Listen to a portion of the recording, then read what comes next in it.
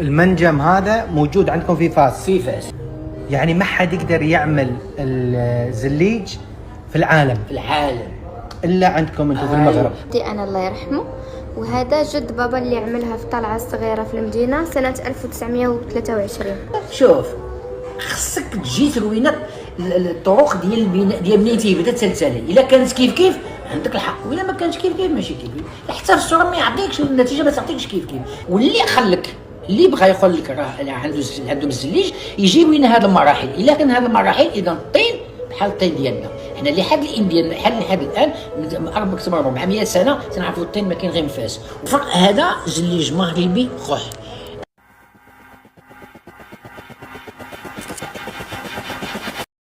ماشي بحال السبليون اللي تيخبطها. شو كيفاش مصوبين السبليون؟ لا عاد تيتجمع هكذا. شو كيفاش يكسرها بالمنخاج.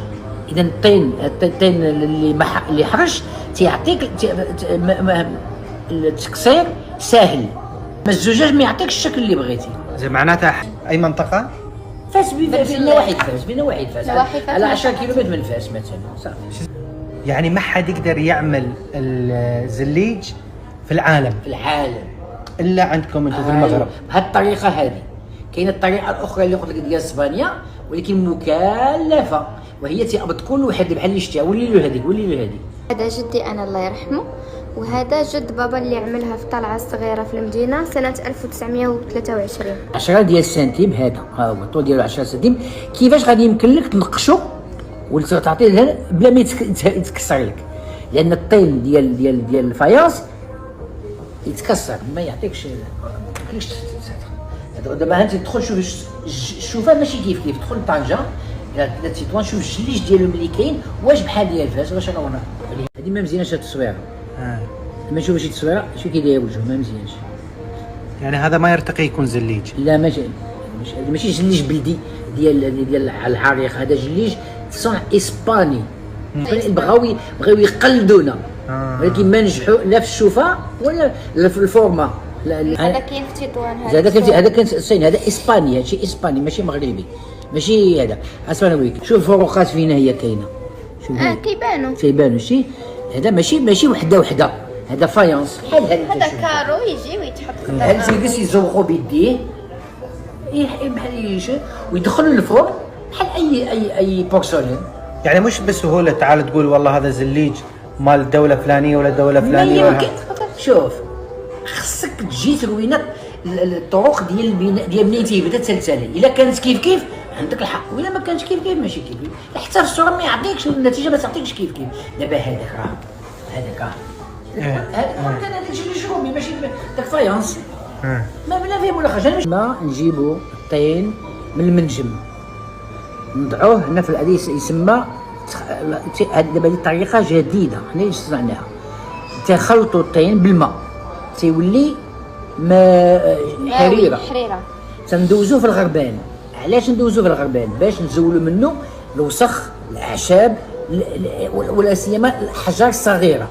لان الحجر الصغيره الحجر لما تيطيب تيولي جير، والجير ملي تيشرب الهواء الماء تيتفرقع.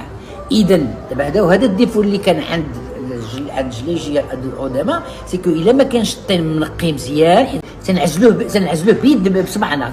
الحجره الصغيره تزول صبع بصبع، تندوزو حرب شويه بشويه باش ما تبقى حتى حاجه. يولي عجين جامع راسو اللي هو هذا. تجي الطريقه الثانيه عند السيد اللي يوضع كل جرة ويطبق عليها ويعوضها ويملسها من وجهها ويقطعها 10 على 10. يعملوها في الشمس تيبس الى ان ما تيبقاش فيها الماء نهائيا. 600 700 ديال الحراره تطيب تخرج. تنعاود نعملوا لها الصباغه، اي ابيض، هذا اللون الابيض، الازرق، الاخضر، الاحمر اللي بغيتي. تنبداو نرسموا عليها الاشكال اللي بغينا وتندوزوها للصانع الاول اللي يعطيها الشكل قبل النهائي. هي في هكذا تتاثر تتولينا طريقه تيولينا هذا. وتبدا ننزلوها في الارض على وجهها، من بعد تتغطى بالماء والسيمه، بالرمله والسيمه، وتتعطي هذا النهائي. الفرق هذا زليج مغربي خوح.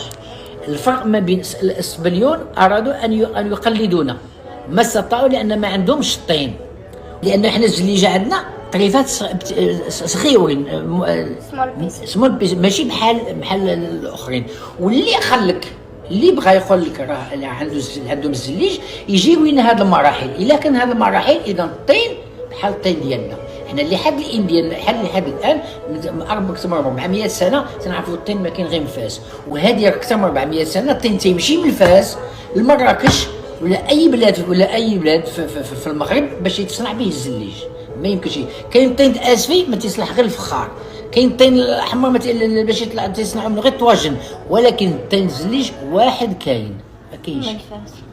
يمكن اكثر من 400 سنه وحنا في هذه الصنعه هذه. انتم كمكزاري كانت جوج عائلات المكزاكين في فاس، وحدين يصوبوا الزليج وحدين يصوبوا الفخار، لان هذوما. ولكن باش نقول لك دابا هذيك السقايه اللي شتي راها اكثر من 200 عام. هذيك جدي انا صوب. يعني هذا المهنه ابا عن جد. ابا عن جد ما شاء الله. من القرن الثامن عشر. الزليج البلدي المغربي لا يصنع بالاله، ما يتسمى زليج بلدي، ما يتسمى هاند ميد.